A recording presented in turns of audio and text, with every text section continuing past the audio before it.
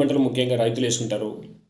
రైతులు ఎందుకు వేసుకుంటారంటే వాళ్ళ పొలాలలో పంటలు అయిన తర్వాత ధాన్యాన్ని తీసుకున్న తర్వాత మిగిలినటువంటి చెడు చెత్త చెదారాన్ని అలాగే చెడు క్రిమికీటకాలని దహనం చేసి నెక్స్ట్ పంటకు అవి హాని చేయకుండా శుభ్రం చేసుకుంటారు.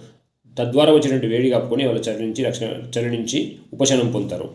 అయితే ఇదే విషయాన్ని మన జీవితంలో మనం అన్వయించుకుంటే మనము కూడా దైనందిన కార్యక్రమంలో రకరకాల పనులు చేస్తున్నప్పుడు మనలో కూడా చెడు క్రిమికీటకాలు అనేవి తయారవుతాయి. అవేంటంటే పగ, ద్వేషము, అసూయ, జలసి, అలాగే సోమరితనము, అడిక్షన్.